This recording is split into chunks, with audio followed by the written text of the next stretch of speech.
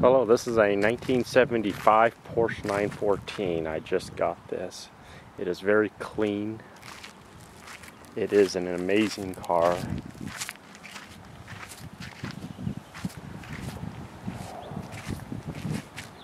And beautiful to look at.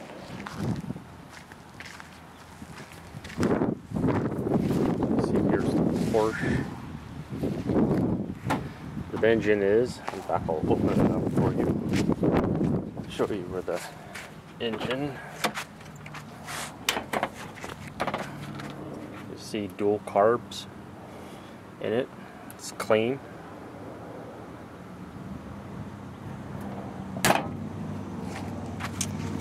Okay, let me show you the trunk.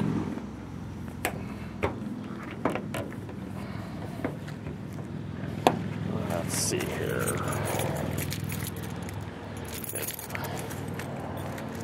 Oh, this is by the way, the original Porsche Emblem, 1975. Original.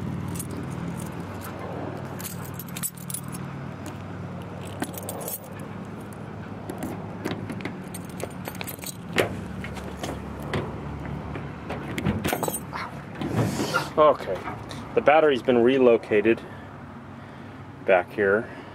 It's very clean.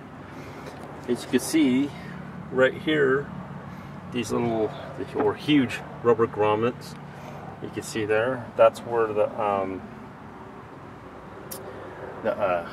targa roof sits on here. And it's a bit tricky at first, but once you get the hang of it, it becomes easy. Close this. Okay. Throw the key in here. Show you the front.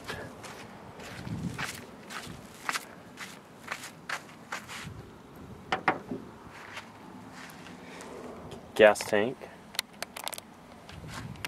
Brake reservoir. Headlight motors. This is one of the cleanest cars, 1975. It's really amazing. And what I can say about it is, as you know, I'm into those two-seat rear mid-engine cars. I've had 3 MR2s. I still have one. It's an 87 MR2, red with black leather. I got to blew the head gasket, so I got to replace that. It just went out. Not racing or anything. Don't know what happened. I also have 2 Fieros. Both of them are 1984s, and one's an SE. It's getting the engine replaced with an ATK remanufactured engine. So it's white, and it has the bigger spec factory tires and rims. I've always thought that those 2 cars, the MR2 and the 87 MR2 and the 84 Fiero SE, were the best handling cars I've ever been in. Until I got this guy here, which is a front engine. It's a 2012 Fiat Abarth, and it's phenomenal. This handles better than the MR2 and the Fiero by far, and it still continues to amaze me. Then I got this here, and this here handles that much compared to the MR2 and the Fiero. It's at another level. It is amazing, this car. It becomes like it's alive when you're driving it. It has a soul. It's there's an interaction between you, the car, and the road. You become part of the car. I don't know how it is. I guess German engineering, or however they design these cars. Way ahead of its time, and this is 1975. whatever the road surface is, you feel it through the steering wheel. The turning circle's the tightest, smallest I've ever been in a car. I mean, you could just turn easily, where the Fiero you'd have to back up, turn, then turn again. And no doubt the Fiero and the MR2 are great handling cars. They can handle better than just about most cars today, but this car here, the way it's balanced is so perfect. It's like when you go in a turn, the car turns in with it. It's amazing. One thing with this car and the MR2 and the Fiero is it insulates you from the road, where this car doesn't. It becomes, you become part of the driving experience. The car, you, the surroundings, the surface of the road, wherever you're going. It's amazing. And you know, it's until you drive one of these, then you'll know. It's one of those things. And I like to show you the interior of it. Now, don't get me wrong, the MR2 and the Fiero have their good points. In fact, they have a lot of better points than this car. The climate control and the Fiero, the heating, the air conditioning is the best. This car doesn't have an air conditioner. The MR2, I've had 3 of them. The heater was always lukewarm. That's the hottest it would get. The cooling, same thing. I feel in some ways, well, the Fiero had a better, as in like a boulevard ride. Then the Fiero had a really nice heavy ride. This car really is a handling car. It's for going through the mountains, going on a track. You know, what it is that you're going to do handling wise, this car is the way to go. And by the way, it is thick steel. Let's see here.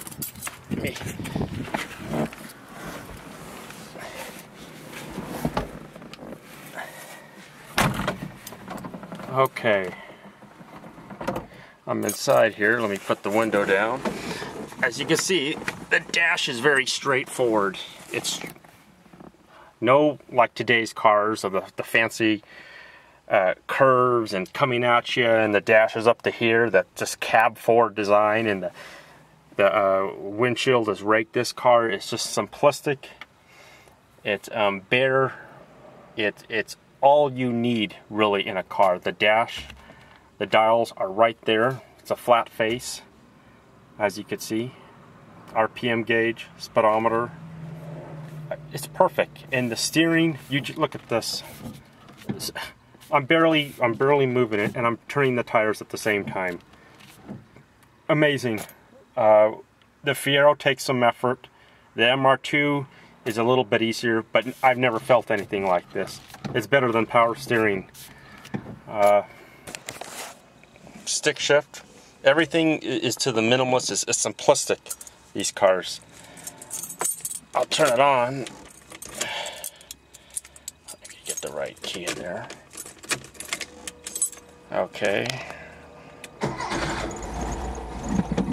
It's your air-cooled Volkswagen engine. And a lot of in the press, they knocked this car because they said it was just a Volkswagen. That's not true. The engine may be Volkswagen, but the car is Porsche design. In fact, there's a lot of Porsche enthusiasts that like this car over the 911, just because of the way it's balanced. Let me just warm up that. Well, this engine, you always want to warm it up. These air-cooled engines, just get the engine nice and warm so the valves set in, and you don't want to rev it too much. Just rev it enough just to warm it up nicely. The nice thing with the air-cooled engines is no radiator, no power steering. Simple. engine, transmission. That's it. Here's the fan, by the way. Has a fan, your heater. I think that's what, or is it? I'm not too familiar on this here. I know here's the lever. I just gotta find out what this is all about, but it doesn't work. How's the radio? Okay, so here we go.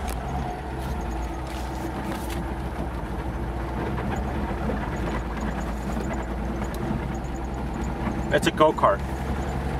This thing is to me, a high performance, street legal go-kart.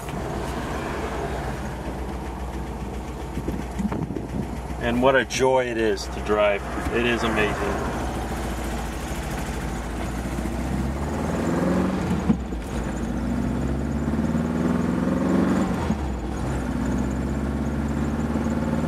And it flies. It really does. The gearing is tall on these. I went up 80 miles per hour like nothing on this. It has 5 speeds.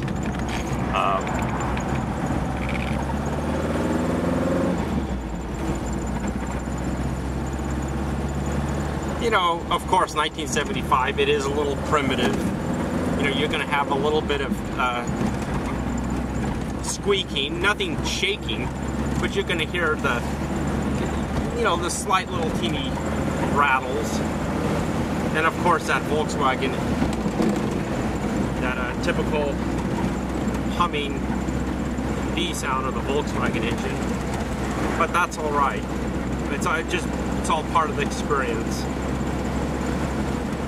Look at this, I'm barely turning the steering on this, and it's just,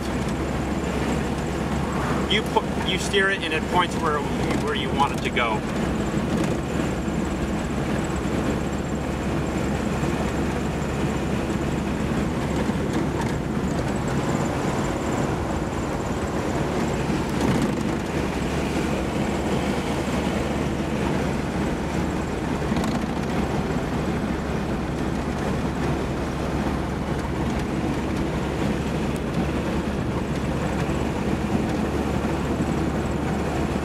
Just an amazing car. If you have an opportunity to buy one of these, please do. Try to find one that's rust-free, in good condition. It's worth it to spend the extra money to find one that someone else took care of it. Someone else cared about it. Changed the oil. Made sure that it's clean. Make sure that if it was garage, great. Try to buy one that's garage, because it's well worth the experience. Beautiful car. The handling, I've never been in a car that handled like this and felt like this.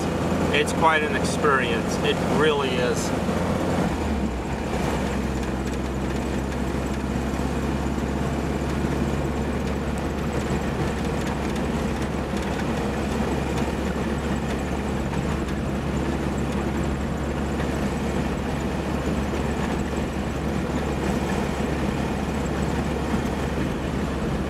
And I have to say, with the dual carbs, it doesn't suck the gas that I thought it would. I have a fuel injection Volkswagen 1971 Squareback. And a lot of people are shocked that it's fuel injected. Yeah, they made fuel injection in those days. It's all right on the gas mileage. This car here, for the dual carbs, it doesn't. It gets pretty good. It gets as good about as what the Fiero would get. The Fiero is a very heavy car, and this car is extremely light. It's the lightest out of the 3 cars, so it takes a lot less effort to move this car forward as the MR2 and the Fiero, especially the Fiero.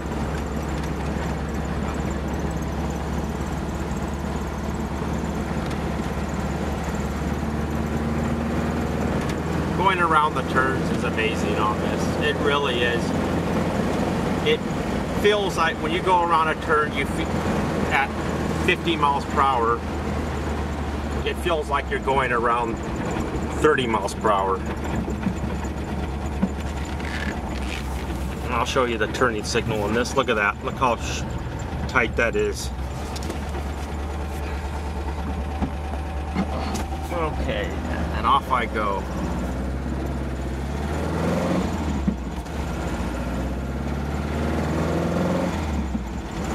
I love that sound of that Volkswagen engine.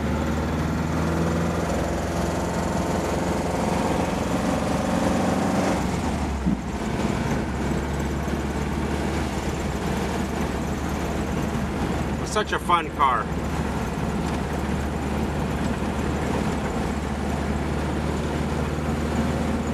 And the parts on this car are they're pretty available on this. You still could get a lot of the suspension parts, bushings, shocks, interior, exterior. A lot of parts are available still for this car. Well, I hope you enjoyed this 914 experience. I sure did. And thanks for watching.